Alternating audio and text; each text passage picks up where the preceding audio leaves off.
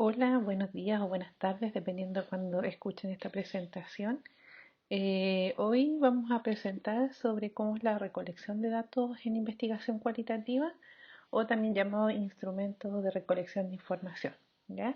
Ustedes ya me conocen, soy la profesora Cibeles González y espero que puedan comprender bien esta parte que es parte de la metodología de la investigación cualitativa.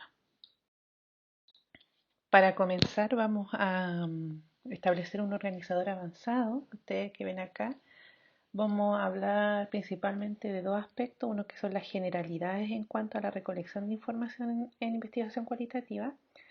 Y vamos a ver los tipos de instrumentos de recolección de información. Y aquellos que están destacados con rojo son los que vamos a darle mayor énfasis o los que yo voy a explicar en esta clase porque son los que mayormente se aplican y se utilizan en investigación cualitativa, por lo menos en el pregrado. Ya, previo a eso, hay que recordar y volvemos a insistir de que, y como hemos mencionado también en varias ocasiones anteriormente, que la ruta del proceso cualitativo, hay que recordar que no es lineal, ya no, ni tampoco lleva una secuencia tan marcada como el proceso cuantitativo, ya. En este sentido, las etapas que tenemos nosotros en el proceso cualitativo son acciones que uno tiene que efectuar o realizar para poder lograr el objetivo de la investigación y obviamente responder a la pregunta del estudio. Y muchas veces estas fases se juxtaponen o se sobreponen unas a otras, son recurrentes, son interactivas y también son recursivas. ¿Ya? Entonces eso nunca uno lo tiene que olvidar. En cierta forma nosotros le enseñamos acá un proceso, pero este proceso, lo cualitativo, puede ir y venir. ¿Ya? Entonces eso siempre es lo que tienen que recordar. Bien, entonces ahora vamos a comenzar en cierta forma con todo lo que es la generalidad de la recolección de la información. Bueno, vamos a comenzar entonces ahora hablando de lo que son las generalidades de la recolección de información en la investigación cualitativa, comenzando en considerar que este tipo de la recolección es una etapa fundamental del proceso de investigación, ¿ya? Al igual que en el enfoque cuantitativo, cuando nosotros se planificaba aplicar un instrumento para medir variables y sacar datos ya sea descriptivos o inferenciales, nosotros en lo cualitativo, si bien obtenemos datos, pero estos datos que se convierten posteriormente en información no son datos numéricos, sino que son datos de personas, de otros seres vivos, de comunidades, de situaciones o incluso procesos que nosotros queremos conocer en profundidad en las propias formas de expresión que tiene esta unidad de muestreo, ¿ya? Y en este sentido, al tratarse de seres humanos, los datos que interesan no son numéricos, sino que son conceptos, como ahí dice, percepciones, imágenes, creencias, emociones, pensamientos, interacciones, experiencias, vivencias, ya incluso hasta los roles que se manifiestan en alguna parte del lenguaje, ya de todos los participantes que nosotros vamos a realizarle la investigación, ya y esto puede ser tanto de manera individual como grupal. Eh, y esta información se recolecta con el objetivo de poder analizarlo y comprenderlo y poder interpretarlo en algunas, dependiendo del diseño que uno elija, de también poder interpretarlo para poder responder a la pregunta de investigación cualitativa. ¿Ya? Muchas veces estos relatos, o la mayoría de las veces, están descritos en distintos tipos, ya mayormente en lo que es la narración. Entonces pueden ser en escritos verbales, o sea, en lenguaje verbal, en lenguaje escrito, ¿cierto? En fotografía, en imágenes o en audio. ¿Ya? Entonces todas estas formas de poder expresar la narración de algún hecho de experiencia o experiencia vivida para dar para dar respuesta, perdón, a la pregunta de investigación que estoy realizando. ¿Y por qué es interesante? Porque estos datos nosotros nos hace comprender, entender y capturar los significados y las razones del comportamiento humano y del por qué la persona se enfrenta o considera o interpreta de una u otra forma el fenómeno que nosotros estamos investigando. ¿Ya? Otro aspecto importante también de la recolección de la información es que esta ocurre en ambientes naturales, y cotidiano de las personas. Yo no realizo un cambio en su rutina, yo no realizo una normalización de algunos aspectos de su comportamiento, sino que voy y busco en su ambiente natural donde está inserto y cotidiano cómo es el comportamiento de esta persona o del participante o también de la unidad de muestreo, ¿ya? Y cómo se sienten en ese contexto. Recuerden que el contexto es una parte importante de la investigación cualitativa.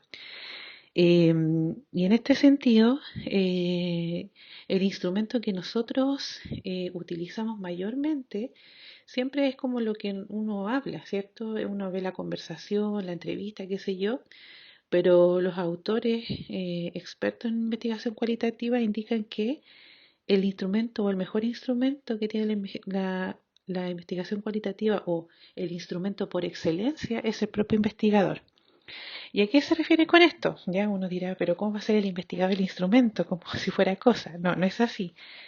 Sino que el investigador es quien, mediante diversos métodos o técnicas, recoge los datos. ¿Ya?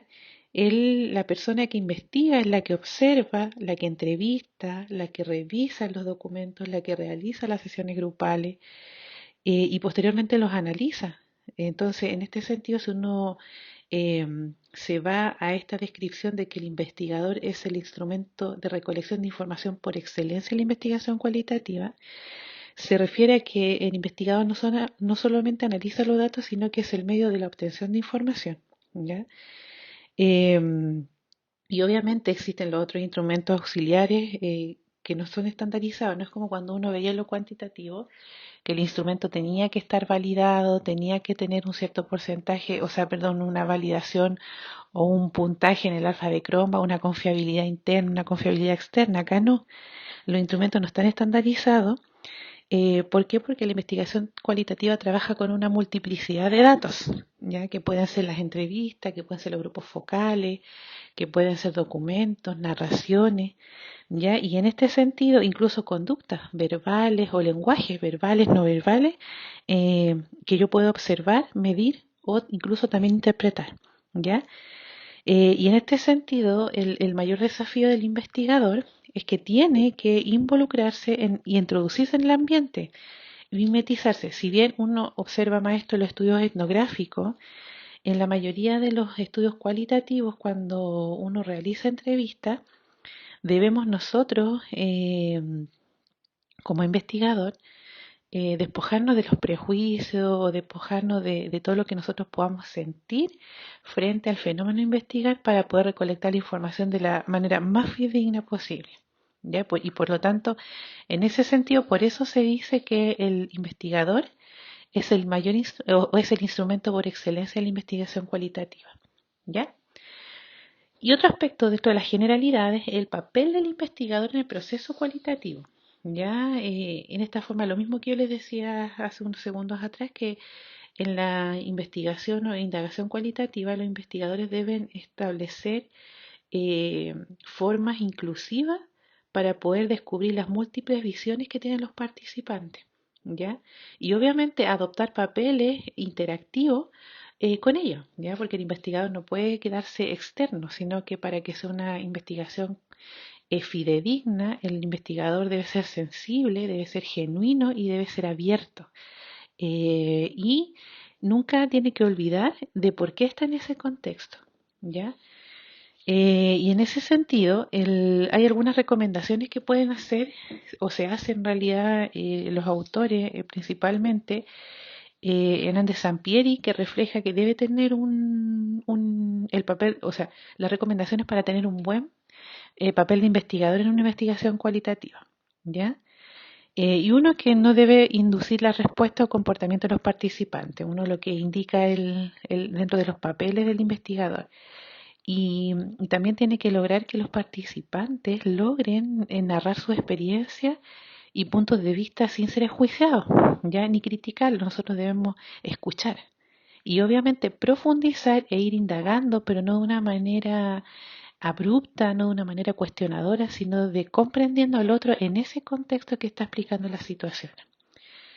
También el investigador, uno de los papeles también que tiene es que debe tener varias fuentes de datos, ¿ya? Y métodos para recolección de información. Debe recordar que cada cultura, cada grupo, incluso cada persona es distinta. Vive en un mundo distinto, por lo tanto la interpretación del fenómeno va a ser de forma distinta, real y única en cada uno de ellos, ¿ya?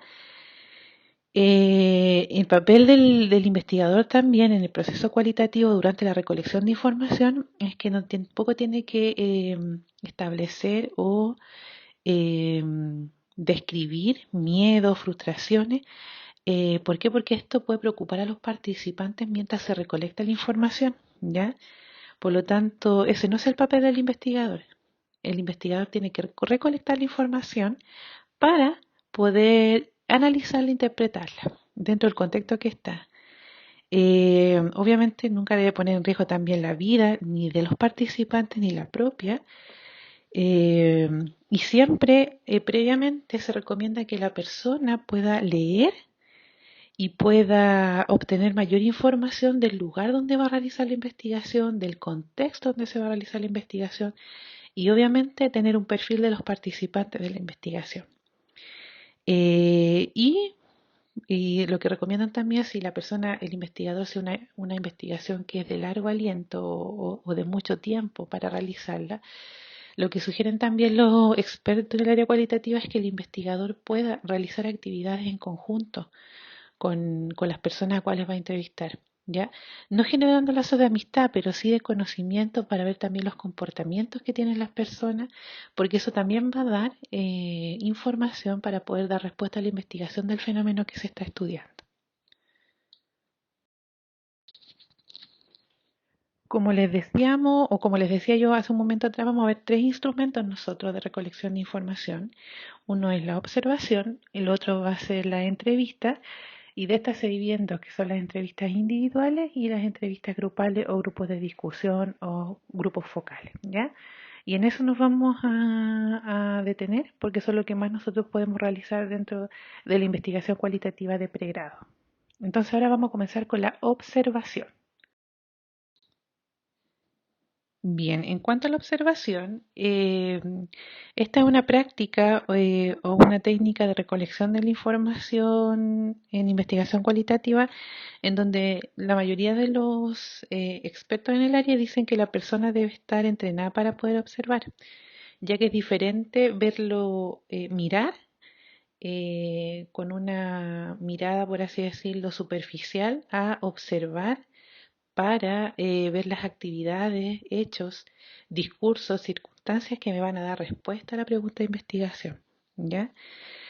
En este caso, la observación investigativa no se limita al sentido de la vista, ya no solamente a los ojos, sino también a todos los sentidos. Por ejemplo, si yo me encuentro en algún lugar, debo prestar atención al olor, cómo la gente está vestida, las personas, cómo es la relación que se establece, si tienen un líder que está conversando, cómo es la relación con ese líder, eh, de qué forma reaccionan a distintas palabras que puede decir este líder. ¿Se fijan? Por lo tanto, muchas veces la investigación cualitativa no solamente es, o sea, la observación en la investigación cualitativa no es solamente mirar, sino que es utilizar todos los sentidos que nosotros podemos tener, o sea, los cinco sentidos, ¿ya? Algunos también refieren de que este tipo de instrumento de recolección de información es utilizado mayormente en los estudios etnográficos y se asocia principalmente a que la persona tiene que involucrarse en todos los comportamientos sociales que se dan a través de las conductas que tienen las personas, ¿ya? Y eso se da a través de la observación. Bueno, la observación también tiene distintos propósitos, pero dentro de los más esenciales son estos cuatro que ustedes ven acá. Uno que es explorar y describir los ambientes de la comunidad, de la cultura o de la subcultura en la cual yo estoy inmerso, para poder dar respuesta a la pregunta de investigación, ¿cierto? Y no solamente eso, sino también dar aspectos, explorar también los aspectos de la vida social, analizando los significados y también los actores, ¿ya? Debe también comprender los procesos y vinculaciones entre las personas y las situaciones que viven esas personas. la experiencia, las circunstancias, los eventos que suceden con el paso del tiempo. Y hay un autor que dice que en Miles que también los patrones que se desarrollan y que se van repitiendo, ¿ya? El segundo propósito, o sea, perdón, el tercer propósito es identificar problemas sociales, ya que eso también es uno de los objetivos más generales que tiene la investigación, o sea, el instrumento de recolección de información, que es la observación, que es identificar a través de, de yo observar cómo se desarrollan los comportamientos sociales, si es que se genera o no algún problema, ¿ya? Y también genera la hipótesis. Uno de los propósitos es generar hipótesis para futuros estudios. Nosotros debemos tener varios aspectos acá que lo que se necesita para poder observar, ¿ya? Y uno de los aspectos o elementos, perdón, que necesitamos observar es el ambiente, ¿ya? Y uno de esos ambientes, tenemos dos ambientes, uno que es el ambiente físico y el otro que es el ambiente social o humano. En cuanto a la observación del ambiente físico, debemos fijarnos en lo que es el tamaño, la distribución, el acceso, los sitios y funciones centrales, cómo así hay centros de poder, ya sea de gestión, de administración, de políticos, ¿cierto? Y en este sentido, además, la observación del ambiente físico nos da las primeras impresiones o las impresiones iniciales del ambiente, ¿ya? Y nos da a entender muchas cosas sobre cómo si puede ser el ambiente muy pequeño, muy grande, y cómo las personas se desenvuelven en ese ambiente físico, ¿ya? Algunos autores recomiendan realizar un mapa del ambiente o una figura o un bosquejo de la distribución de las zonas. En este caso, por ejemplo, si yo doy un ejemplo de la unidad de cuidados intensivos adulto del Hospital Carlos Van Buren, yo tendría que dibujar cómo es la distribución de la sala, dónde está la estación de enfermería, dónde está el área sucia, dónde está el área de preparación de medicamentos intravenosos, dónde está la preparación de medicamentos orales, dónde están los computadores, cuántas unidades de pacientes son, cuál es la sala de estar, ¿ya? ¿Dónde está el baño? Si hay uno o dos baños para el personal. Todo eso lo tengo que dibujar, ¿ya? Y no solamente dejarlo en la mente, sino que se recomienda hacer un bosquejo del ambiente físico, si es que voy a hacer observación, ¿ya? El otro ambiente es el ambiente social y humano, ¿ya? En este caso se refiere a las formas de organización que tienen los grupos, cómo se vinculan o si existen patrones en esta vinculación, las redes, si hay, cómo es la comunicación, si esta comunicación tiene una dirección transversal o vertical, ¿ya? Todo eso lo tengo que observar. Eh, Tengo que también ver cómo son las características de los grupos y los participantes, edades, atuendos, cómo se visten, cómo se relacionan, cuáles son los líderes o los actores claves de del lugar donde yo estoy observando. Y obviamente quienes toman las decisiones, si hay costumbres, ¿ya? Y además también anotar siempre lo que son las impresiones iniciales. Y también se recomienda realizar un mapeo de lo que son las redes, ¿ya? Por ejemplo, en esta misma UCI que yo le estoy hablando, esto estoy elucubrando o de los recuerdos que yo tengo cuando trabajé, siempre en los turnos hay una jefatura de turno, ¿ya? Una enfermera que es jefa de turno. Y dependiendo de los turnos que haya, va a haber tanta jefa. Y después uno tiene que, en este caso, asociar de cómo las enfermeras clínicas se relacionan con esta jefatura, cómo el equipo de enfermería de técnicos paramédicos se relaciona con la jefatura, cómo es la relación de esta jefatura de turno con la enfermera supervisora, cómo es la relación de los médicos con esta jefa de turno, cómo es la relación de los médicos con las enfermeras clínicas, ¿ya? Y eso uno lo tiene que ir describiendo. Hay un instrumento que yo le anoté ahí que es las notas de campo, la recolección de información a través de notas de campo. Y en este sentido hay autores que afirman de que la nota de campo es describir todo lo que se observa, ¿ya? Y no lo toman como una cosa aparte, sino que es parte de la observación, y otros que lo toman como un instrumento aparte. Pero sí, todo se debe describir, se debe anotar y también se debe hacer un mapeo de las redes. El otro elemento a observar son las actividades o las acciones que realiza que se realizan en la situación que yo estoy observando, ya sean individuales o colectivas, ¿ya?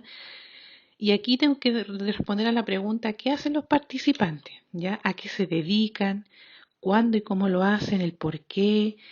¿Cómo es el trabajo? ¿Cómo es el consumo de ciertas sustancias? Por ejemplo, en el caso de las enfermeras y los enfermeros, tomamos mucho café, sobre todo de las UCI. Entonces uno se van analizando cuánto, y algunos mismos colegas enfermeros se llevan este taza de café o termo de café a la estación de enfermería porque van tomando café durante la jornada. ¿Ya? Entonces esa es una acción o es una actividad que es propia de una unidad de críticos. ¿Ya? A lo mejor el otro servicio también se da, yo no lo sé, la realidad que yo personalmente conozco. Y en ese sentido uno tiene que describir y observar todo esto, ¿ya? Y también ver que si hay algunos aspectos de cómo son la comunicación, cómo se comunican entre las acciones que se realizan, si hay algunos mitos, si hay creencias y cuáles son los propósitos de esa actividad. O sea, si yo doy un medicamento, si se entrega o se hace un procedimiento, eso tengo que observarlo y ver bien el por qué se hace, cómo se hace, con qué se hace, quién lo indica, ¿ya? El otro elemento a observar son los artefactos, que son todos los útiles que pueden utilizar los participantes de la investigación, ¿ya? Y obviamente que son también asociados a las funciones que éste cumple. También dice que nosotros debemos observar los elementos que son hechos, historias o retratos humanos, ya que son, por ejemplo, y que están ocurridas en el ambiente donde se está desarrollando la situación que estoy investigando.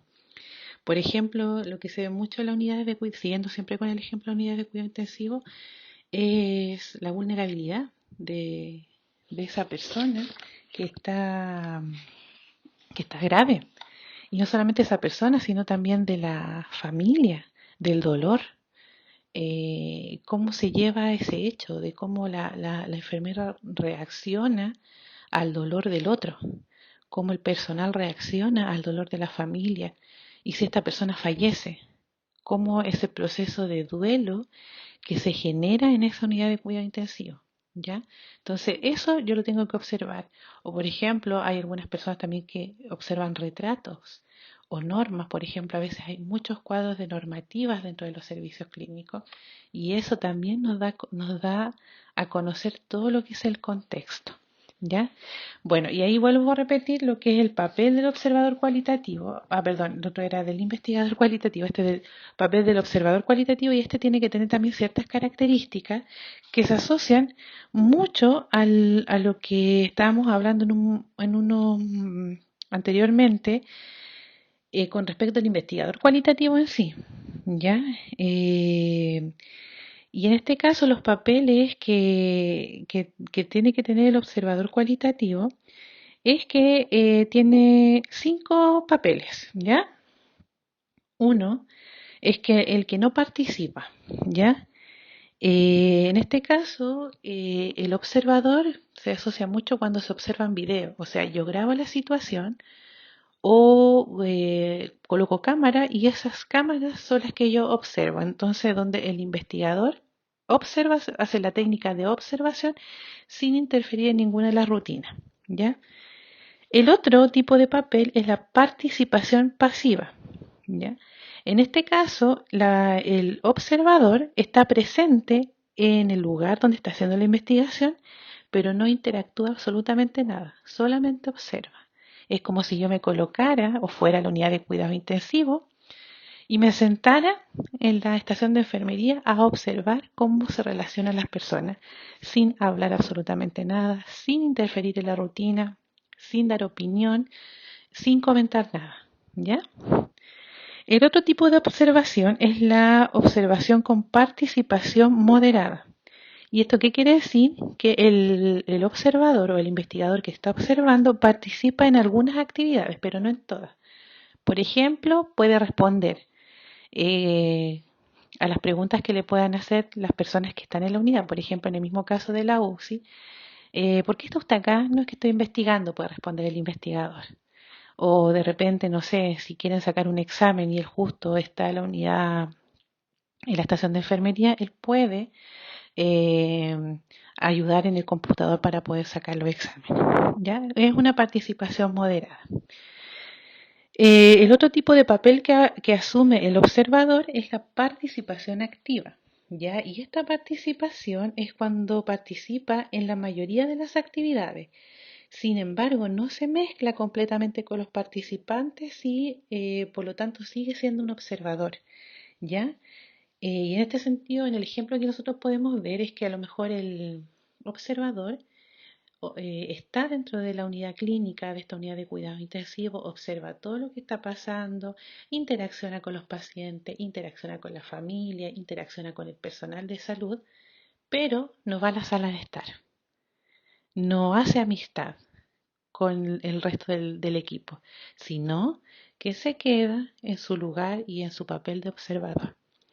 Y el otro y último papel que nosotros podemos nombrar es la participación completa, en donde el observador se hace parte del equipo de salud, eh, participando activamente en todas las acciones de cuidado que éste lleve. Es como si yo trabajara en esa misma unidad, pero describo posteriormente y voy observando todas las actividades que se van haciendo, pero a la vez de observar también interactúo, voy a tomar el café, voy a almorzar, converso con la familia, doy el tratamiento, hago todas las acciones, ¿ya?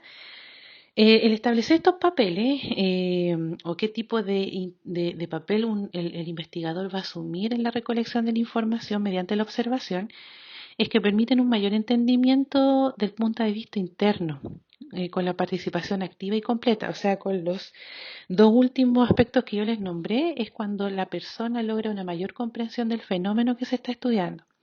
Sin embargo, aquí hay un resquicio también que puede generar que se pierda el enfoque del observador.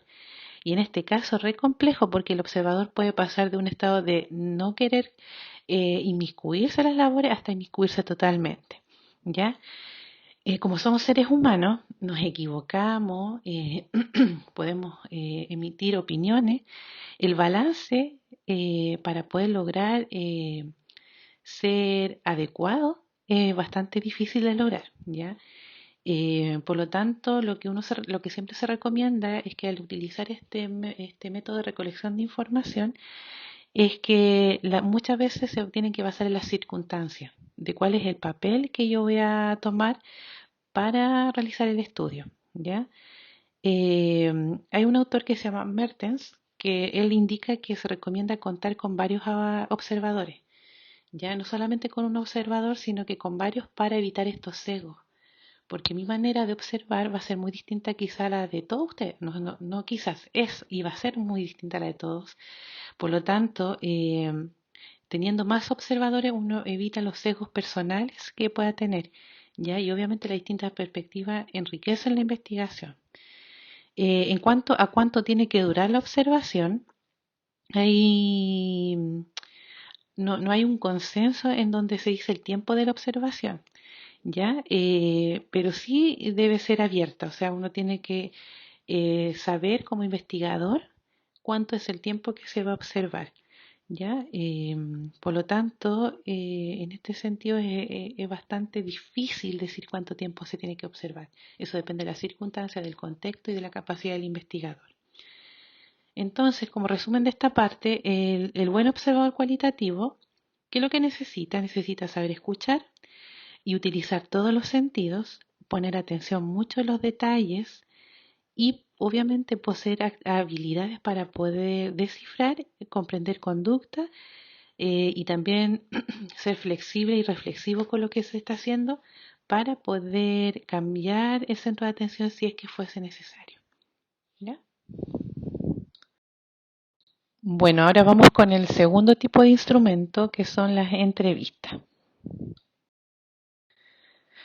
Vamos a comenzar con la entrevista dando primeramente características de ellas. Y en este sentido, como ahí bien dice la primera característica, que la entrevista cualitativa es más íntima, flexible y mucho más abierta que la cuantitativa. Nosotros la cuantitativa era un instrumento que aplicábamos, que podía ser autoaplicado o que se podía aplicar a la misma persona. O sea, perdón, autoaplicado que podía ser aplicado por el investigador. Pero en este caso no, la entrevista nosotros la hacemos mucho más profunda y no es una encuesta. De eso uno tiene que saberlo bien, que no es una encuesta la entrevista que nosotros vamos a aplicar cualitativamente. Esta entrevista también se define, Hernández Sampier la define como una reunión para conversar e intercambiar información, ¿ya? Entre la persona que es el entrevistador y otra, entre una persona y otra, que la otra sería el entrevistado, ¿ya? O incluso puede ser con otras, cuando hay muchos entrevistados en el mismo lugar.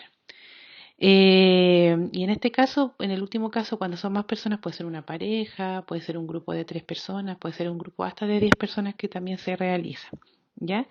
O incluso una familia, ¿ya? También nosotros podríamos realizar entrevistas. En la entrevista, a través de tanto las preguntas y respuestas que se obtienen de esta relación o esta reunión que se tiene, se logra una comunicación y también se logra también una construcción conjunta de los significados con respecto al fenómeno que estamos estudiando, ¿ya? Y en este caso es re importante considerarlo porque la, la, la entrevista cualitativa, al hacer el investigador tan flexible, tan abierto, tiene mucho más enriquecimiento y más profundidad que un simple una encuesta o un instrumento de recolección de información para obtener datos numéricos. En cuanto a los tipos que existen de entrevistas, hay dos tipos, principalmente unas que son las entrevistas individuales y otras que son las entrevistas grupales. En el caso de las individuales, las entrevistas individuales se dividen en tres principalmente, una que son las estructuradas, la semiestructurada y la no estructurada o abierta. En las entrevistas estructuradas es el entrevistador quien realiza una labor específica con una guía de preguntas que también son específicas y están obviamente muy sujetas exclusivamente a responderla, ¿ya? Entonces, en este caso es cuando yo voy a buscar información a través de las preguntas. Si bien no es una encuesta, porque es más abierta, uno deja que la persona se pueda explayar, el investigador va con las preguntas realizadas, ¿ya? En la entrevista semiestructurada, estas se basan en una guía de preguntas, no en una guía concisa, precisa y como la que nombramos anteriormente la estructurada, sino que es un guión, por así decirlo. Eh, y a veces no son ni siquiera preguntas en este guión, sino que son conceptos o asuntos como generales que van a poder dar el paso para poder generar la conversación. Ya, en este caso, el entrevistador tiene la libertad de introducir preguntas adicionales para poder precisar algunos conceptos y obtener mayor información. Y en el caso de las entrevistas abiertas, que son el último punto de la entrevista, estas se fundamentan en una guía general, o sea, es como que yo hablo de un concepto y dejo que la persona hable y se exprese con respecto a ese concepto. Y en este sentido, el entrevistador muchas veces tiene toda la flexibilidad para poder elaborar o dejar que elaborar preguntas o dejar que la persona solamente responda. ¿Ya? Hay que hacer un alcance acá también que hay unas entrevistas que son también en las entrevistas en profundidad. Y la entrevista en profundidad son aquellas entrevistas en que se va con una guía de preguntas que se asemeja mucho a lo que es la semiestructurada, pero la persona cuando encuentra, el investigador, perdón, encuentra un aspecto que es importante que la persona nombra y que le va a dar respuesta a su pregunta de investigación, profundiza en ese concepto. Por ejemplo, si yo estoy hablando de la UCI, ¿cierto? Y mi investigación es para, no sé, ver cómo se realiza el cuidado específico de UCI o los cuidados humanizados. ¿Ya? Si yo quiero ver cómo la persona realiza cuidado humanizado en la UCI, pero voy así con un bagaje general de lo que son el tema de cuidado humanizado, ¿cierto? De lo que es la teoría ya. Y en cierta forma yo le pregunto a la persona, ¿qué es para usted el cuidado humanizado? Una pregunta. Y la persona me habla y de repente dice, sí, porque yo para mí el cuidado humanizado es respetar la toma de decisiones. ¿Ya? Si fuera una pregunta semiestructurada o estructurada, yo seguiría a lo mejor con la otra pregunta que sigue. ¿Ya? Pero en la entrevista en profundidad yo digo, ¿y qué es para usted la toma de decisiones? ¿Cuándo la realiza? ¿Por qué? ¿Me puede contar una situación? Y uno va profundizando en ese concepto que me va a hablar, a lo mejor que dentro de la toma de decisiones es una característica del cuidado humanizado. ¿Sí? Entonces ese es otro tipo de entrevista. Y hay otro tipo de entrevista también que la pueden haber escuchado por ahí, que es la entrevista fenomenológica. Y esta entrevista fenomenológica tiene que tener una metodología fenomenológica para poder realizarla, que se caracteriza principalmente en que la persona hace una pregunta grande y deja que el entrevistado se exprese y no se interviene, no se pregunta, no se hacen cara, no se hacen gestos. El investigador solamente obtiene la información a través del discurso de la persona que hable y la deja hablar solita. ¿Ya?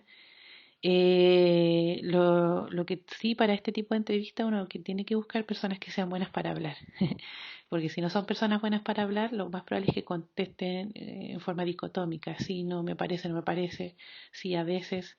Y en este sentido la idea es que cuando se elija para hacer una entrevista de carácter fenomenológico, tiene que ser una persona que tenga harto, como se dice, bla bla, ¿ya? Bueno, y el otro tipo de entrevistas, las grupales, que esa la vamos a ver al final porque se asocian principalmente los grupos focales y los grupos triangulares. Y nosotros nos vamos a enfocar principalmente al grupo focal. Bueno, seguimos con las características de las entrevistas y hay que recordar que las entrevistas a nivel general tienen un principio y tienen que tener un final, ¿ya? No, pero sin embargo, el final no es que yo lo predetermine, que voy a estar hablando 15 minutos y se va a terminar la entrevista, no. Lo ideal es que el tiempo no se define con claridad. Sí uno tiene que considerar que el hablar mucho cansa. Entonces, la idea es que uno no canse al participante o al informante con la conversación. Eso se tiene que considerar. Pero sin embargo, esto no quiere decir que yo empiezo a las 5 y a las 5:30 tengo que terminar. No, no es así. A lo mejor la señora va a terminar a las 5:20 o a las 5:45 o quizás a las 6:30. Pero la idea es que yo dé ese espacio y que no me sienta tampoco como apurado para que me responda, ¿ya? Porque esto no es una encuesta, esto tengo que dejar expresar el discurso para que la persona pueda entregar todo lo que yo quiero para que me dé respuesta a la pregunta de investigación del fenómeno que se está estudiando, ¿ya? Hay algunas entrevistas también que se realizan en etapas, o sea, yo, por ejemplo, si voy a investigar, no sé, de los cuidados humanizados en UCI, a lo mejor la persona en un día me va a hablar solamente de la toma de decisiones y se va a enfocar en eso, porque va a recordar muchas cosas al momento de que empezó a hablar de eso. Entonces, si yo veo que la entrevista, y este es un concepto que le va a hablar la profesora Jessica, los criterios de rigor, no se satura porque cada vez que la persona me está hablando salen cosas nuevas en el discurso, tengo que volver a entrevistarla nuevamente. Mira, en cuanto a la duración de las entrevistas, nadie dice cuánto es la verdad. Hay algunos que dicen 30 minutos, otros 20, otros una hora como máximo. Lo que sí, y les vuelvo a repetir y recalcar que la entrevista tiene que ser amena, porque cuando no es amena aburre. Entonces, al aburrir, la persona va a estar como rápido respondiendo y no es la idea. Si la persona está cansada, uno puede cortar la entrevista y sabe que podemos continuar otro día y lo más probable es que le digan que sí. Y ahí usted va a poder ir otro día a coordinar con la persona, ¿ya? Otra característica que las preguntas se deben adecuar en cuanto al tipo de pregunta y al orden, ya a los participantes, porque por ejemplo yo tengo una pregunta que empieza de lo más macro a lo más micro y puede que la persona me empiece a hablar de lo más micro Y no, es que yo no le puedo decir, no es que sabe que yo tengo las preguntas ordenadas de esta forma. No, uno tiene que ser flexible en este sentido. Entonces, si la persona me habló de lo micro, yo después le puedo hablar de lo que sigue después del micro y después voy andando hasta llegar a lo general, o viceversa, ¿ya? O muchas veces voy saltando de un lado a otro. La idea es que la persona que está entrevistada, que se está entrevistando, no se sienta comprometida, cansada o molesta con la entrevista que uno le está haciendo. Por lo tanto, uno tiene que ser muy flexible como investigador en adecuar las preguntas, en adecuar el orden de acuerdo a lo que los participantes van entregando. En cuanto a la otra característica es que debe compartir el ritmo y la dirección. Se comparte el ritmo y la dirección de la entrevista, o sea, esto es por parte del entrevistador, ¿ya? ¿Y esto qué quiere decir? Que la persona tiene que estar en una sintonía con el otro.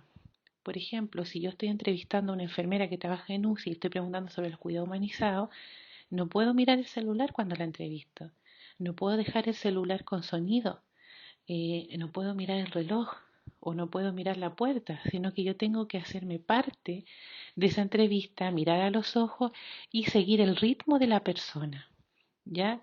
No decirle, ¿sabe qué? Apúrese porque me voy a ir. No, eso es nefasto para la investigación cualitativa, eso no se debe realizar, ¿ya? Otra característica de la entrevista cualitativa es que uno tiene que considerar el contexto como parte fundamental de la entrevista, ya sobre todo el contexto social. ¿Por qué? Porque esto me va a dar como una fundamentación para poder interpretar correctamente los resultados. ¿A qué me refiero con esto? Por ejemplo, si yo estoy trabajando en la misma UCI y hago la entrevista en esa UCI, en la sala donde están todos los monitores sonando, está el médico dando indicaciones, el kinesiólogo haciendo su terapia, los paramédicos haciendo el aseo y la enfermera está siendo entrevistada, ¿qué se va a sentir? El contexto la va a apurar, es que tiene que ir a trabajar, que tiene que hacer esto. Entonces lo ideal es que uno se fije mucho en el contexto donde está la persona para poder realizar una entrevista de calidad. Bien. También otra característica de la entrevista es que se deben ajustar a las normas y lenguajes de la comunicación de acuerdo a los participantes, ¿ya? Y en este sentido es re interesante, no es que uno cambie, sino que lo tenemos que adecuar. Por ejemplo, si yo voy a una población adulta mayor o a una comunidad donde a lo mejor las personas tienen una baja escolaridad, tengo que utilizar un lenguaje adecuado para que la persona me comprenda, sin desmerecer al otro, ¿ya? Tengo que explicar con las palabras que la persona pueda entender.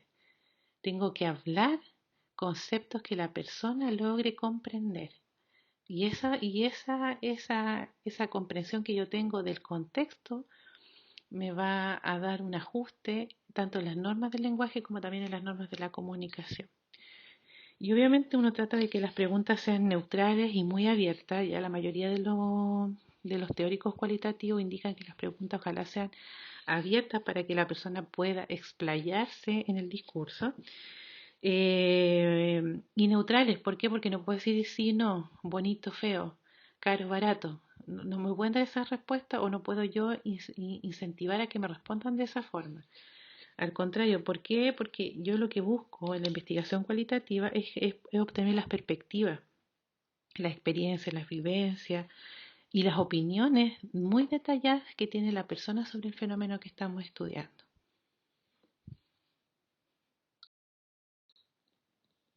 Bueno, ya que hablamos de las características, ahora vamos a hablar de los tipos de preguntas que sirven para las entrevistas, ¿ya? Y aquí encontramos dos referentes teóricos, uno que es Grinnell del año 2009 y Martens, que es uno de los que yo también he pronunciado y me he referido en esta clase, que dicen distintos tipos de preguntas que se pueden utilizar para la entrevista cualitativa, ¿ya? Eh, y generalmente el Greener es el que se utiliza mayormente, pero ahora está tomando alta fuerza el referente teórico de Martens, ¿ya? Bueno, Greener, perdón, nos dice que existen estos cuatro tipos de preguntas que uno puede realizar en las entrevistas. Uno que son preguntas generales y esto se refiere a que parten de los planteamientos globales para dirigirse a un tema, ¿ya? Y se caracterizan por ser propias de las entrevistas de carácter abierto, ¿ya? En este caso, por ejemplo, si yo quisiera preguntar de los cuidados humanizados en UCI, siguiendo siempre con el mismo ejemplo, podría preguntar, ¿qué opina usted sobre el cuidado humanizado en UCI? Bastante general, ¿se fijan? Y que parten del planteamiento global que yo tenía a lo mejor como problema de investigación, ¿ya? Estas también se llaman como preguntas generales o de Grand Tour, el Grand Tour, una cosa así. El otro tipo de pregunta que tiene Grinnell es la pregunta para ejemplificar.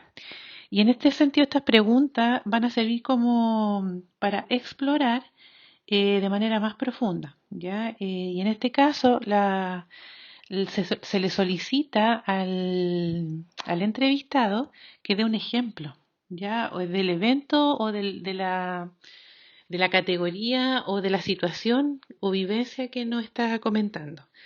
Por ejemplo, si yo hablo de cuidado humanizado en UCI, le podría preguntar, ¿usted me podría dar un ejemplo en donde refleja el cuidado humanizado en la UCI? Entonces ahí estoy dando una pregunta para ejemplificar. Posteriormente están las preguntas de estructura o estructurales, como yo les tengo ahí colocado, en donde el entrevistador le solicita al participante que haga como una lista de conceptos a manera de conjunto o de categoría. Por ejemplo, si yo voy con el mismo tema, nómbreme qué cuidados que usted observa en la UCI son de tipo cuidado humanizado o responden al cuidado humanizado. Entonces, y que la persona va diciendo, no sé, hablar con la persona, eh, conversar con la familia, apoyarlo en la toma de decisiones. Se fijan que me va dando un conjunto de conceptos o de categorías para dar respuesta a la pregunta que yo le estoy dando. Y las preguntas de contraste son aquellas en donde el entrevistado se le cuestiona tanto sobre similitudes y diferencias respecto a ciertos temas. ¿Ya? Y muchas veces se le pide que los categorice, perdón, o los clasifique con símbolos. Por ejemplo, en este caso yo le podría decir, ¿sabe qué? Que hay algunas personas o algunas enfermeras que dicen de que en las unidades de cuidado intensivo eh, no se entrega cuidado humanizado. Entonces, yo le preguntaría, ¿usted qué opina? ¿Se entrega o no se entrega cuidado humanizado? ¿Y el por qué? ¿Ya? Por ejemplo, le podría cambiar en el mismo sentido la pregunta del cuidado humanizado. Si usted fuera familiar de un paciente hospitalizado en UCI, eh, ¿cómo le gustaría que entregaran o quién tomaría las decisiones en ese caso? ¿Qué prefiere usted? Entonces ahí la persona va a hablar, no, yo prefiero que tome las decisiones mi mamá, mi papá. Se fija como que va la persona, se va poniendo en la situación del otro y va contrastando estas ciertas verdades o similitudes o hace una comparación con lo que se tiene. Y el otro autor, que es Martens, clasifica las preguntas en 6 tipos, que es lo que ustedes pueden ver ahí, y se clasifican como las de opinión, son aquellas que tienen una opinión con respecto a un tema. Por ejemplo, ¿considera usted que en esta unidad de cuidado intensivo se entregan cuidados humanizados? Sí, no, más o menos, puede que sí. Y ahí, si la persona responde monosilábicamente, o sea, sí, uno tiene que ir, ¿por qué sí? A ver, cuénteme. No es que sí, porque nosotros hacemos esto, hacemos lo otro. La idea es que no pregunte, o la respuesta que la persona me dé sea más elaborada, no sea solamente monosilábica. La otra tipo de pregunta es de expresión, en donde la persona se trata de que exprese los sentimientos. Entonces, en este caso, siguiendo con el ejemplo, eh, ¿cómo se siente usted con respecto al cuidado que realiza o el cuidado humanizado que realiza la enfermera de UCI? Entonces yo ahí voy viendo, no, yo me siento bien, me siento mal, siento que no lo hago. Se fijan que va dando esta expresión de sentimiento. La otra pregunta que refiere Martens es la pregunta de conocimiento.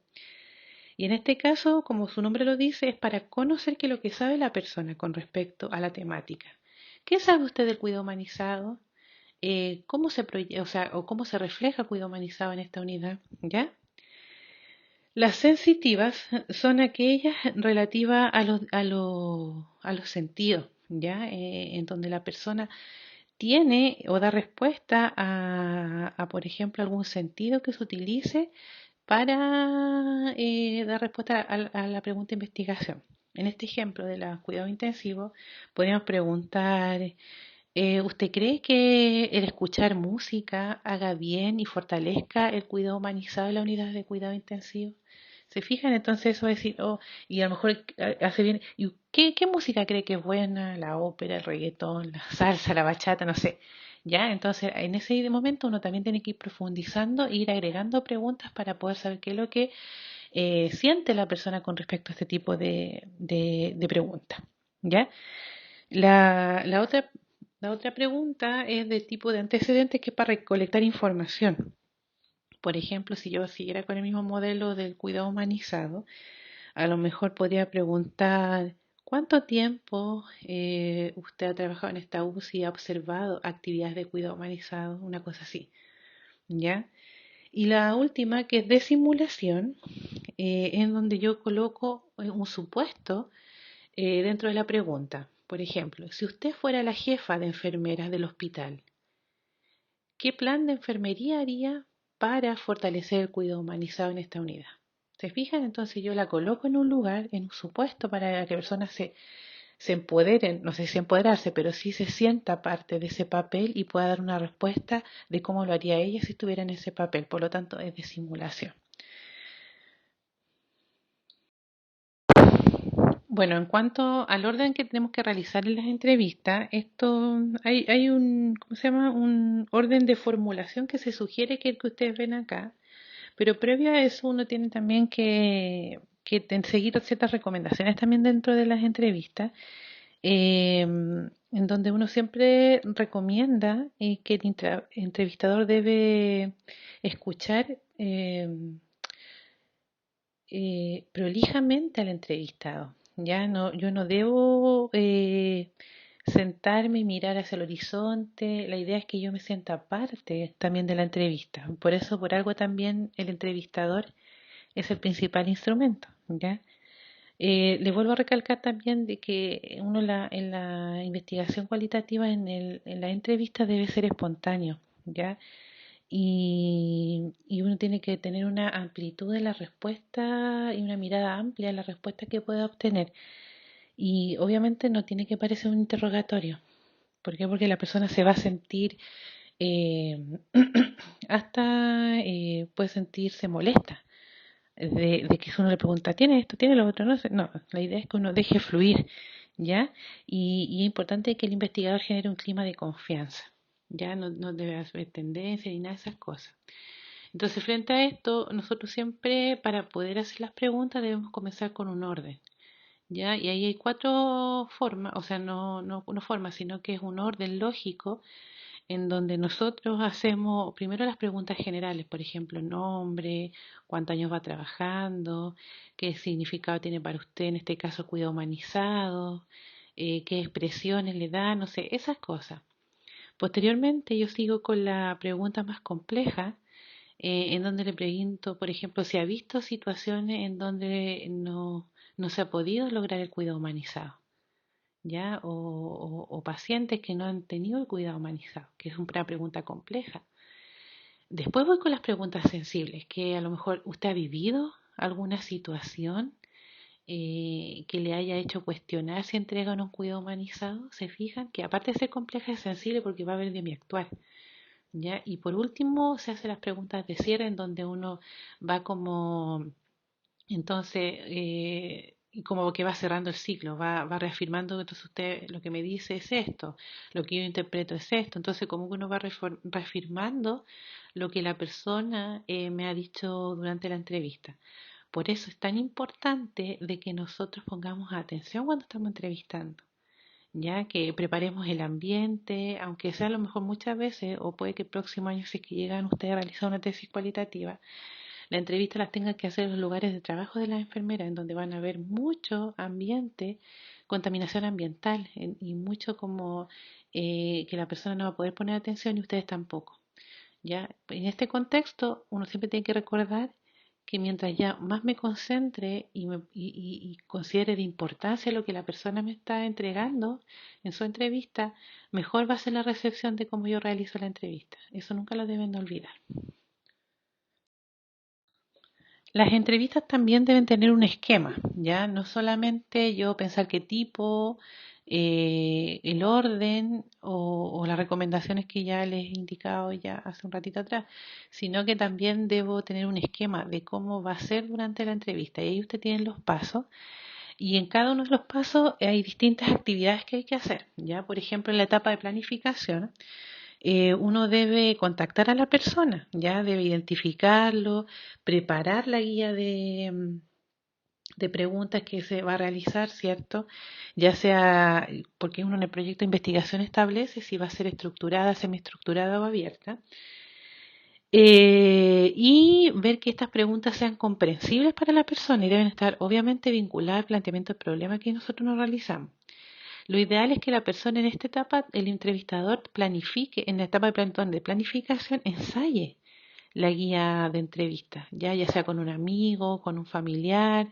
¿Por qué? Porque va a ver en este sentido la forma, que es el tono, la mirada, si logro comprender lo que la pregunta quiere decir, ¿ya? Entonces es ideal que ojalá se pueda ensayar un poquito antes.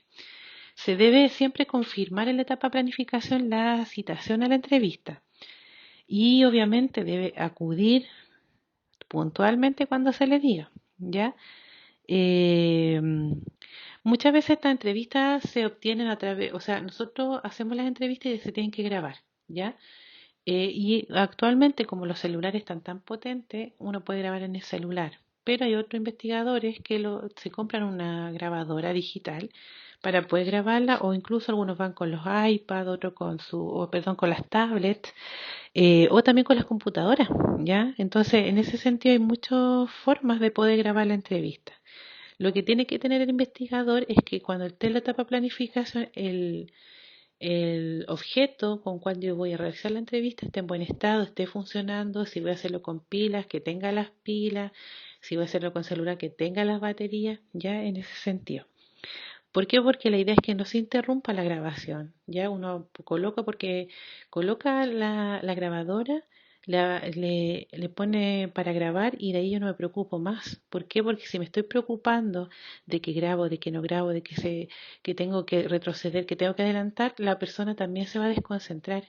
Y eso va a generar de que que la persona no se sienta escuchada o no se sienta también parte de lo que yo le estoy hablando o le estoy preguntando.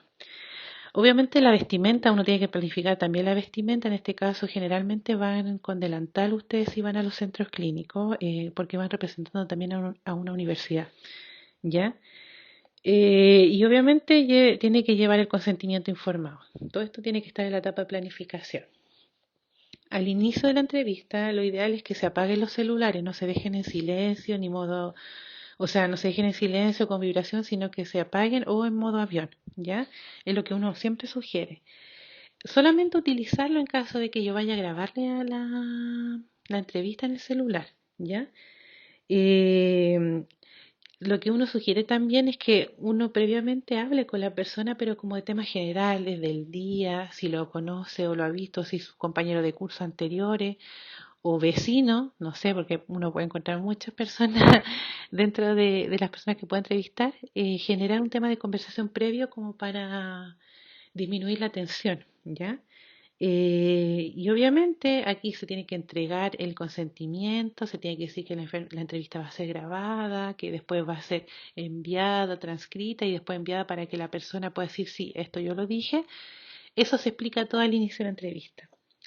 Durante la entrevista hay una etapa bien importante, ¿por qué? Porque uno tiene que tener una concentración constante durante la entrevista para poder elaborar preguntas de rescate en caso de que yo no entienda una idea. Yo puedo ir con mi guía de preguntas perfecto, sé lo que voy a preguntar todo, pero de repente, y la mayoría de las veces, porque así es lo cualitativo, la persona y tanto el entrevistador como el entrevistado se salen de esas preguntas.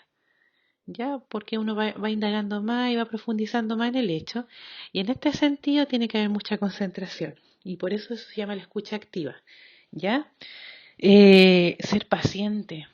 Y esto es re importante porque uno tiene que respetar los silencios. Muchas veces yo creo que la vorágine de la vida a nosotros nos da que las personas no respondan rápido. Y uno como que se pone nervioso si 20 segundos la persona no responde. Y en este caso lo cualitativo uno tiene que ser muy respetuoso de los tiempos.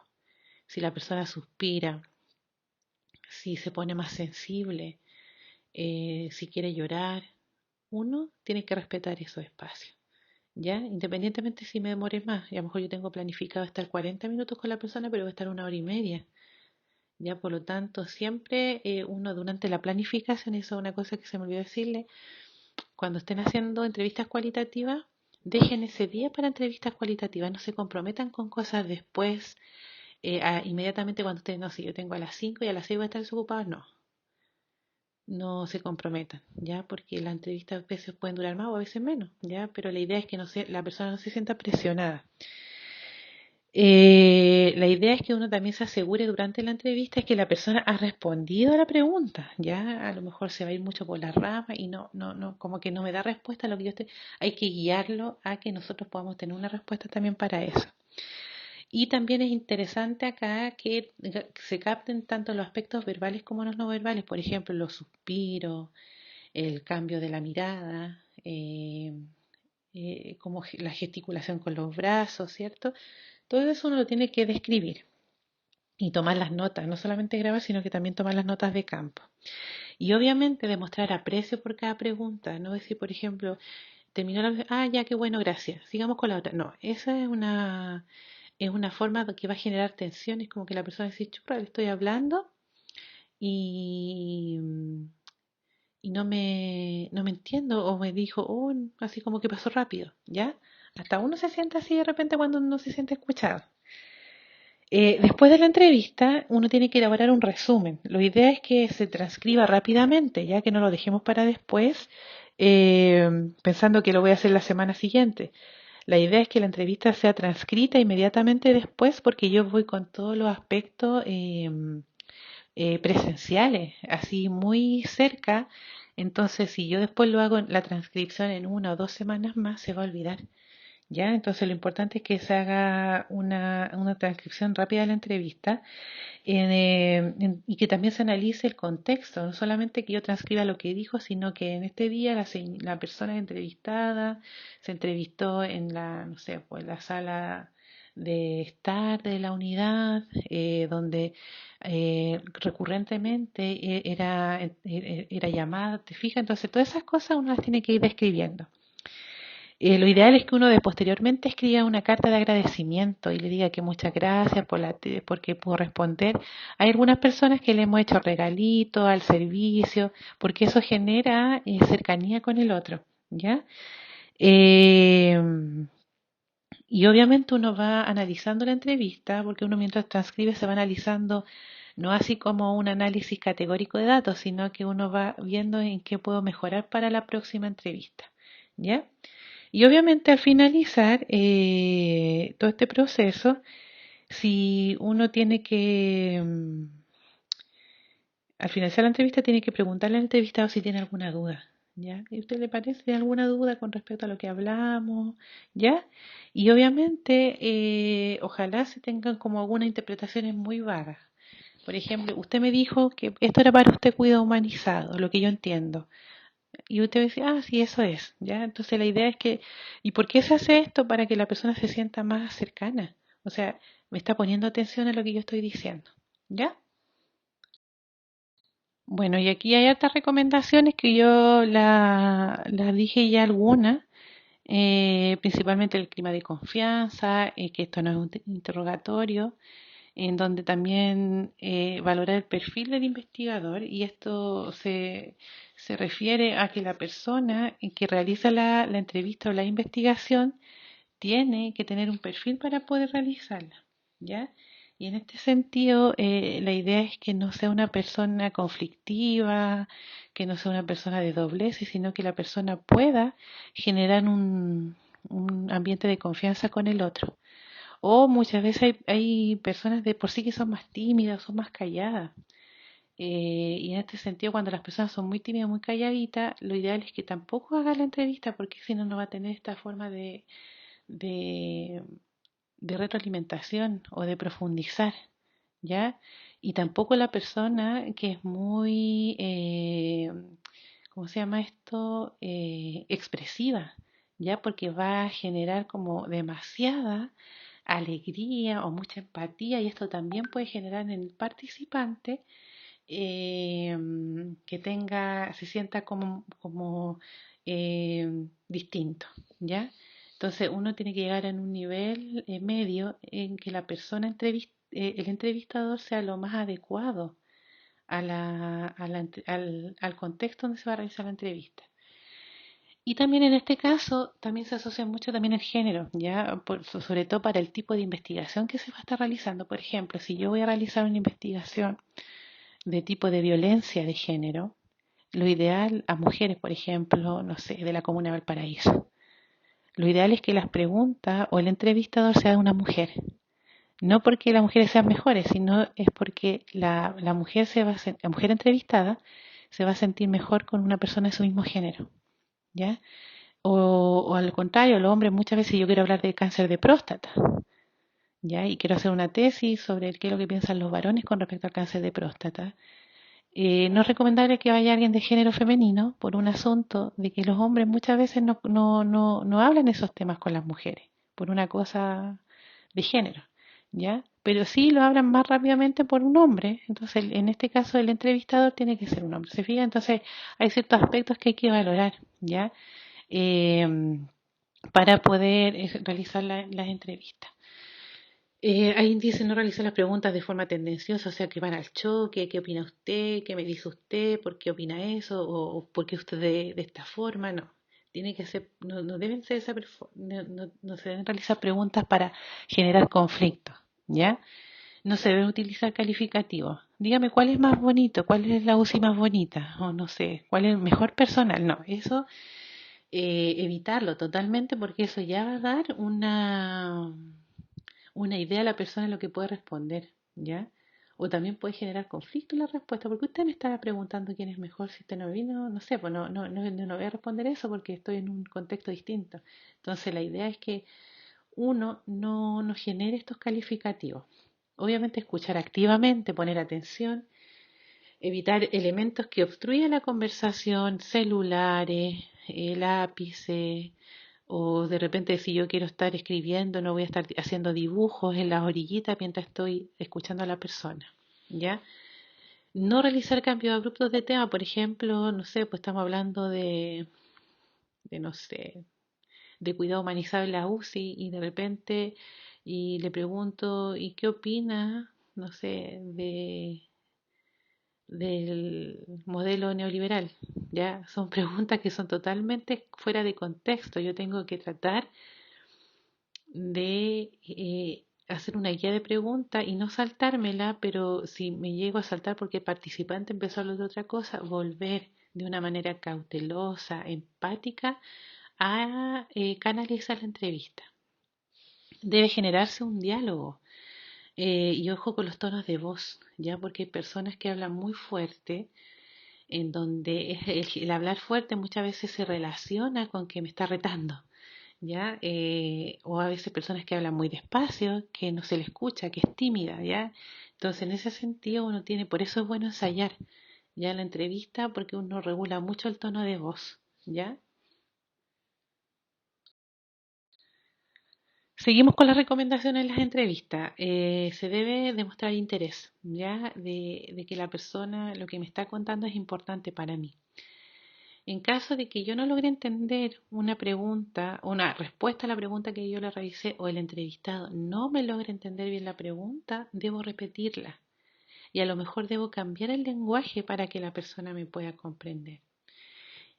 Otra recomendación es que también se debe estar preparado para lidiar con las emociones porque hay muchos de estos aspectos, sobre todo lo cualitativo, en donde puede generar un conflicto en el sentido de recordar aspectos que pueden afectar la emoción de la persona o el sentimiento. Entonces, en este sentido, Lo bueno es que ustedes reciben un taller a realizar en quinto año, o en cuarto, perdón, un taller que es de contención, ¿ya? Y es para esto, para que ustedes puedan sentirse más preparados o con herramientas para poder contener una situación de angustia o una emoción fuerte frente a la investigación, ¿ya?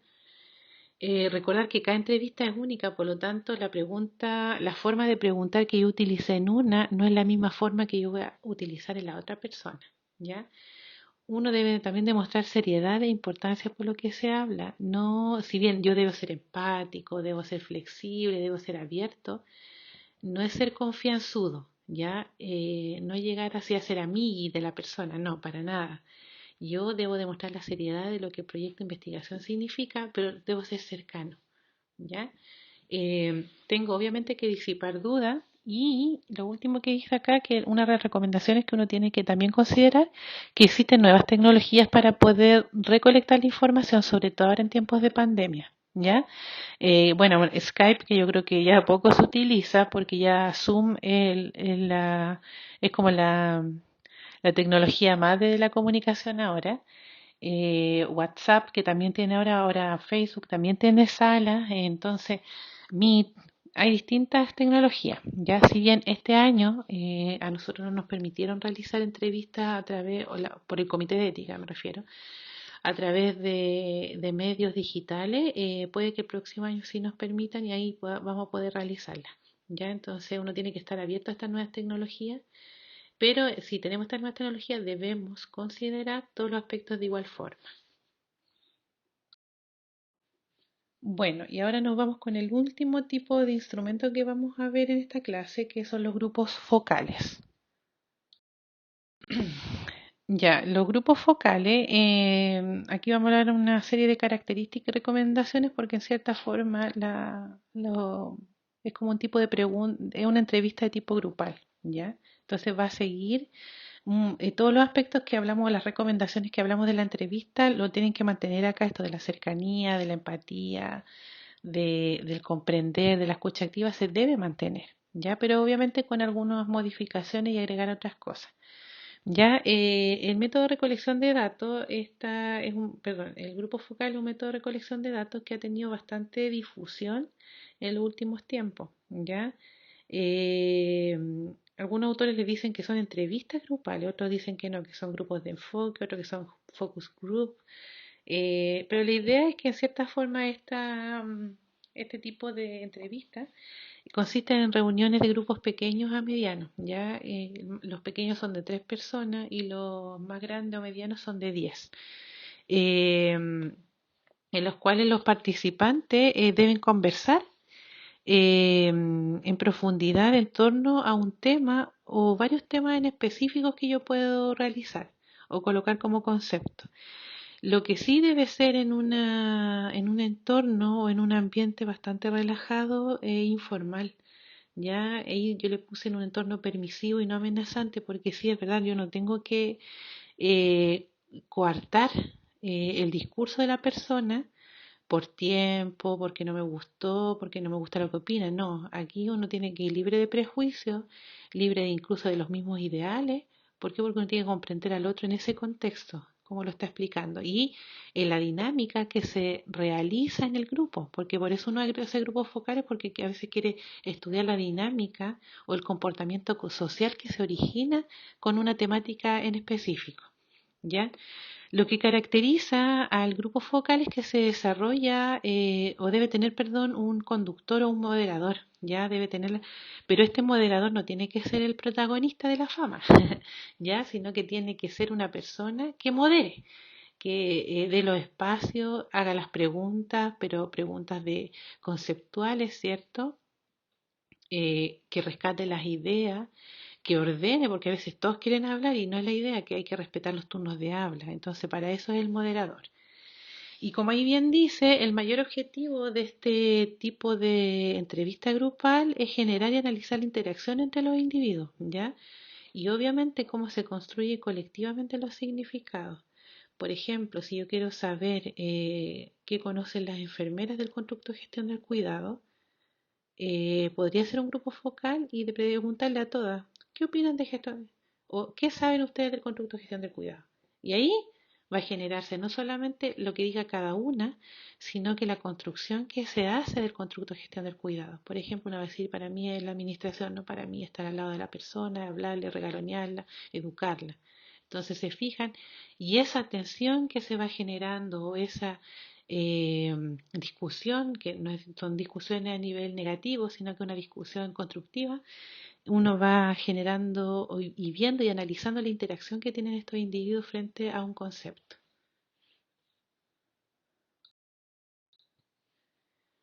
Seguimos acá con las características y recomendaciones. Hay un autor que es Creswell, que es bien nombrado en la parte de investigación, en donde él, para poder indagar sobre expresiones, recomienda la cantidad de personas que deben existir en cada grupo, ¿ya? Entonces, si yo quiero ver como expresiones profundas de las personas y saber bien lo que pasa frente en ella, en su interior, frente a un fenómeno que se quiere estudiar, lo ideal es que recomienda este autor es que sean de 3 a 5 personas.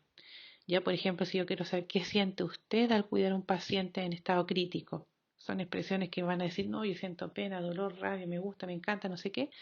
Ya, son expresiones, o sea, yo lo estoy parafraseando, a lo mejor diciendo de manera rápida, pero cuando se va a entrevistar las personas se detienen en cada uno de esos aspectos. Pero si yo quiero preguntar expresiones de asuntos cotidianos, lo ideal es que sean de más personas, o sea, de 6 a 10 personas es lo que recomienda este autor. Y un ejemplo, por ejemplo, podría ser, no sé, qué cuidados se realizan en la UCI. ¿Ya? Y son expresiones cotidianas que todos podrían responder. ¿Ya? En este caso, los grupos focales pueden ser realizados ya sea en una sesión única, o sea, yo realizo un grupo focal y me quedo con toda la información rescatada de ese grupo focal, o puedo realizar 2 o 3 o 4 sesiones de grupos focales si es que veo y noto que la conversación y la interacción no se satura, ¿ya? Se puede ahí, ustedes lo pueden gestionar también. Y lo importante, sí, una recomendación muy importante es que la persona, o sea, se debe evitar, y como dice el último punto, que un solo participante guíe la conversación o que sea el protagonista. Si el moderador tiene que tener un papel clave y fundamental en este grupo focal, porque una que no tiene que ser protagonista el moderador y tampoco tiene que dejar ser protagonista a otros, ¿ya? Sino que tiene que ser bien cauteloso. ¿Por qué? Porque la idea es que cada uno tenga el mismo nivel de participación. Ya, en este caso vamos a nombrar los pasos que se deben seguir para realizar estas sesiones grupales o estas entrevistas grupales. El primer paso que uno tiene que hacer es determinar el número de participantes de grupo y de sesiones, ¿ya? Si yo, por ejemplo, quiero hablar del constructo gestión del cuidado a nivel general de la parte hospitalaria, de lo que conocen la enfermera del constructo gestión del cuidado, debo determinar en la planificación o cuando yo haga la parte metodológica del estudio, cuántos participantes va a venir en mi grupo focal, 3, 4, 5, 10, ¿ya? ¿Cuántos grupos focales voy a hacer? A lo mejor yo voy a hacer un grupo focal con las enfermeras clínicas, después otro grupo focal con las enfermeras supervisoras y después otro grupo focal con las enfermeras coordinadoras. Se fijan que son distintos niveles de gestión que me van a decir cuántos grupos voy a poder hacer para comprender el fenómeno, que en este caso sería conducto gestión del cuidado. Y las sesiones. A priori uno siempre piensa en una. ¿Por qué? Porque la duración de los grupos focales también es súper flexible. Uno no tiene una cantidad de tiempo y horario para poder hacerlo. Ya generalmente se piensan que sean de una porque también se agota uno mentalmente para generar y moderar una discusión. Ya, pero eso también puede variar. Puede ser menos, puede ser más. El segundo paso es que debo definir un perfil de los participantes y esto es re importante. ¿Por qué? Porque si yo no defino un perfil, puede cualquier persona ser incluida en este grupo focal. Por ejemplo, si yo quiero hacer de enfermeras que trabajan en UCI, por ejemplo, eh, tengo que hacer un perfil de a lo mejor cuántos años, y también si han tenido experiencias, no sé, pues de cuidado humanizado, de cuidado al final de la vida. Entonces, tengo que realizar este perfil, ¿ya? No tengo que, por ejemplo, hacer enfermera, no sé, cuidado humanizado en UCI, de la enfermera que lleva un mes en UCI, porque ella no tiene la experiencia, ¿ya? Y eso todo también lo da la parte teórica de mi marco teórico cuando se establece la investigación. El tercer paso es detectar a las personas elegidas y también elaborar el guión de preguntas, ¿ya? En este caso, las preguntas son muy parecidas a las que uno realiza en la entrevista individual, pero algunos autores dicen que uno tiene que dar más como conceptos, o sea, como más preguntas o una guía general de conceptos más que de preguntas en sí. ¿Ya? Y en este caso, en este tercer paso, uno también tiene que detectar a los participantes. O sea, yo elaboro el perfil en el segundo paso. En el tercer paso debo elegir a quienes van a participar para poder invitarlos, hacer la carta de invitación, pedir los permisos correspondientes, obviamente. ¿Ya? El cuarto paso es organizar la sesión, ¿ya? Y ojalá que sea en un lugar bastante confortable, que sea silencioso y que esté lo más aislado del mundo. ¿Por qué? Porque eso me va a dar más espacio para la expansión del discurso, ¿ya? En este ambiente los participantes se deben sentir tranquilos, ya relajados. Por lo tanto, todo lo que se va a planear en esta sesión debe estar detallado. Y un aspecto bien bueno que lo que se prefiere en los grupos focales es que, por ejemplo, si lo hacemos presencial, ya porque ahora con esto de la virtualidad también se pueden hacer grupos focales virtuales, eh, uno, por ejemplo, lo que hace es preparar, no sé, un tecito, un café, dejarle unas galletitas. ¿Por qué? Porque eso ameniza la conversación. Siempre la comida hace bien, ¿ya? Y entonces la persona con un poquito de glucosa se va a sentir mucho más mejor, ¿ah? Como dicen las señoras mayores, me siento más mejor, ¿ya? Y esto todo se tiene que ver en la organización. Y lo que se sugiere es que nosotros también, si lo hacemos de manera presencial, se coloquen los nombres o identificar a los participantes cuando vayan ingresando por estos post-it o una telita que pueda identificar con el nombre por lo menos, ¿ya? Que es re importante. Eh, Obviamente el paso quinto en donde se realiza a cabo la sesión, ¿cierto?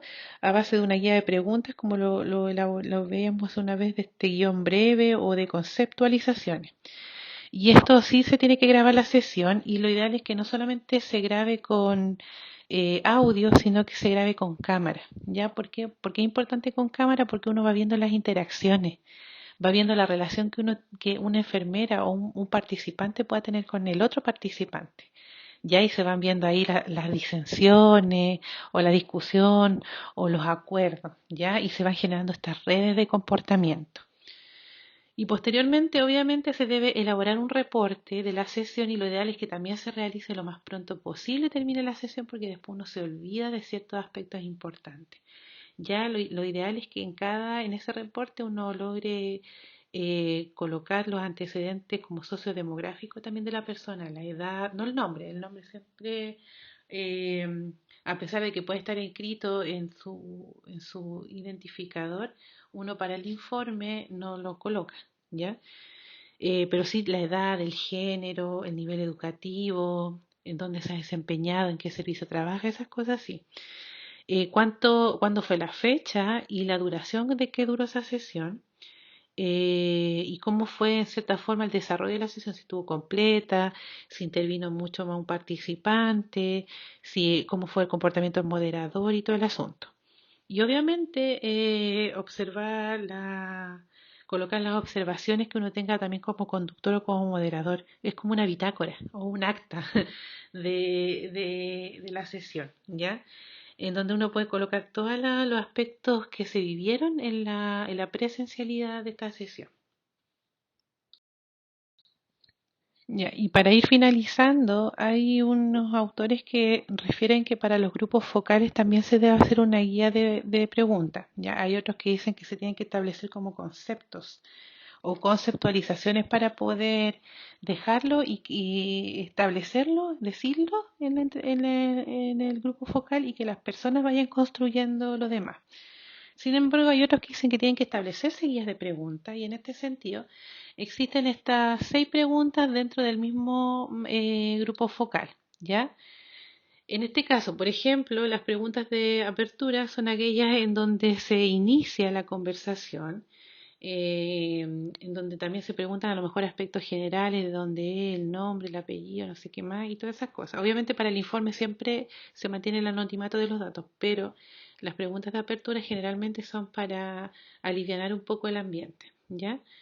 Después sigue una pregunta introductoria que es como, por ejemplo, de aspectos generales de la temática que yo estoy abordando, del fenómeno que estoy estudiando. Ya, por ejemplo, si yo voy a estudiar en la gestión del cuidado, ya una pregunta introductoria sería, ¿qué conocen de la gestión del cuidado? ¿O qué es para usted gestión del cuidado? ¿Ya? Una pregunta muy general de introducción. Después vendrían las preguntas de transición en donde uno pasa de ciertos aspectos eh, para poder llegar a las preguntas claves, como que va profundizando un poquito más con respecto al tema de investigación. En el caso que estamos investigando, por ejemplo, del constructo de gestión del cuidado, yo le podría preguntar en estas preguntas de transición, ¿qué experiencia han tenido con respecto al constructo de gestión del cuidado? ¿Qué significa para usted? ¿Cómo ha vivenciado la gestión del cuidado en su unidad? ¿Se fijan? Y posteriormente yo voy a ver las preguntas clave, que son las preguntas que en cierta forma responden directamente a la pregunta de investigación. Ya, si yo estoy viendo, por ejemplo, el impacto de la gestión del cuidado de la estructura hospitalaria, yo le pregunto inmediatamente, la pregunta clave dice, ¿usted considera que la implementación de la gestión del cuidado ha impactado en la estructura hospitalaria? Y ahí, clave, ¿se fija? ¿En qué aspecto? ¿O qué haría usted para mejorar esto? ¿Qué impacto le ha tenido en su unidad clínica? Ya entonces voy haciendo estas preguntas que me van dando respuesta directamente a la pregunta de investigación. Después vendrían las preguntas de término, que son todos aquellos en donde yo como que redondeo todo lo que se ha hablado, ¿ya? Entonces, por ejemplo, de todo lo que se ha dicho aquí, ¿qué es lo más importante para usted? ¿Ya? Y posteriormente la pregunta de síntesis, donde se resume, ¿ya? Y esto lo hace el moderador. Y obviamente le va diciendo, mire, yo aquí entendí que la mayoría de ustedes dijo que interpretaba la gestión de cuidado como la parte administrativa, y las personas en ese momento pueden decir, fíjate que sí, fíjate que no, opino esto, y uno va quitando, agregando cosas o al discurso, ¿ya? Dependiendo de lo que los participantes vayan diciendo. En este caso yo lo puse en cursiva de que muchas veces se utiliza material didáctico fotográfico para iniciar o estimular la participación. Ya, por ejemplo, en este caso yo quiero hablar de constructo de gestión del cuidado, a lo mejor muestro la foto cuando se firmó lo del código sanitario o cómo las enfermeras marcharon en esos años frente a la autonomía de la enfermería. Ya, entonces eso uno va a generar ahí como el impacto de decir, sí me acuerdo, y sobre todo las enfermeras que trabajaron en esa época en esto, a lo mejor se sienten más identificadas, ¿se fijan? Entonces, muchas veces los grupos focales tienen como estos artefactos o esta fotografía o este material didáctico que ayuda a estimular la conversación, ¿ya?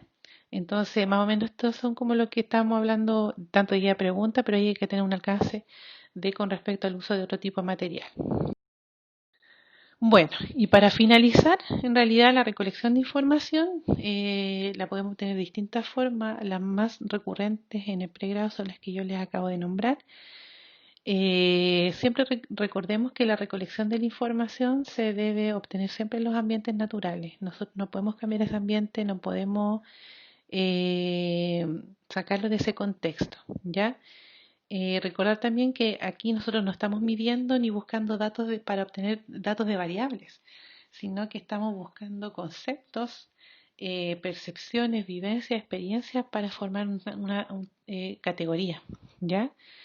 Y en este caso, para finalizar, recordar que el investigador es el principal o el instrumento por excelencia, ¿ya? Porque él es el quien realiza las preguntas en cierta forma, ¿ya? Bueno, y para finalizar, agradeciendo ya el tiempo que supongo me irán a escuchar, espero que haya sido de crecimiento para ustedes esta clase. y nos estaremos viendo en las próximas unidades con respecto al análisis de los datos. Cualquier cosa, ustedes saben que me pueden escribir a mi mail cibeles.gonzalez@web.cl o también transmitir las dudas que tengan a través de los delegados del curso, que son Sebastián Plaza y Adriana. Les dejo un abrazo grande, que tengan un buen descanso y nos vemos a la vuelta. Un abrazo, chiquillos, que estén bien.